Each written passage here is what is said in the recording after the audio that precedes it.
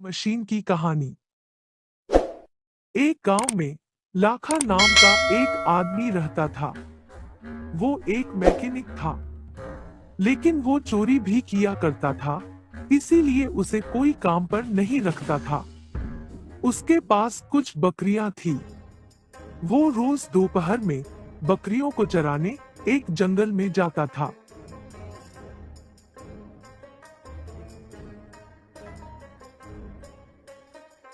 एक दिन वो जंगल में बकरियां चरा रहा था।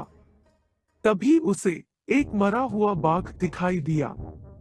उसने सोचा, इन बकरियों से मुझे उतना फायदा नहीं हो रहा है।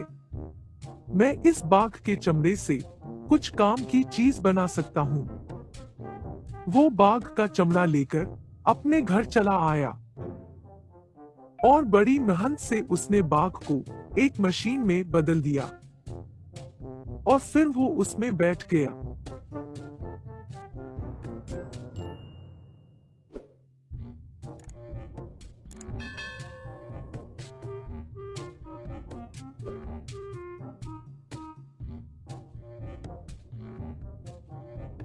फिर जब रात होती, तब वो मशीन के अंदर बैठकर गांव में निकल पड़ता।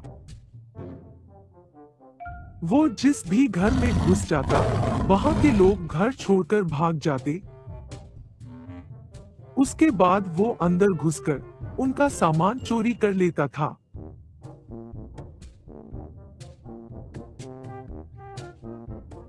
एक दिन वो गांव के साइंटिस्ट पवन के लैब में आया। उसने पवन के घर में कुछ भी काम का सामान नहीं देखा। गुस्से में आकर उसने वहां पर रखे रोबोट और बाकी चीजों को तोड़ फोड़ दिया और वहां से वापस आया। जब पवन अपने लैब में आया, तो उसने देखा कि वहां सब कुछ बिखरा हुआ है। पवन को बहुत गुस्सा आया। फिर उसे शक होने लगा कि ये बाघ किसी का शिकार नहीं करता, कुछ तो गड़बड़ है। उसने वहां पर लोकेशन ऑन करके अपना मोबाइल रख दिया और फिर वो वहां से चला गया। रात में लाखा उसके घर आया और मोबाइल उठाकर चला गया। उसके बाद पवन ने अपने दोस्त को फोन किया और अपने पास बुलाया। उसका दोस्त एक पुलिस था। पवन ने उसे सारी बातें बताई। थोड़ी देर बाद दोनों ने कुछ गांव वालों को इकट्ठा किया। पवन दूसरी मोबाइल से अपनी मोबाइल को ट्रैक करने लगा और वो बाघ की लोकेशन पर पहुंच गया। गांव वालों ने देखा कि उनका सारा सामान वहां पड़ा हुआ है और लाखा आराम से सो रहा है। उसके पास बाघ का पुतला भी खड़ा है। गांव वाले उसके पास गए और उसे बहुत मारा।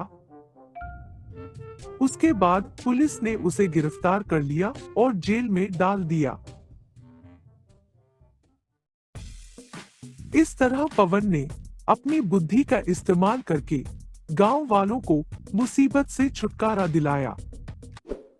दोस्तों, अगर आपको ये कहानी अच्छी लगी हो, तो हमारे चैनल को सब्सक्राइब करना ना भूलें।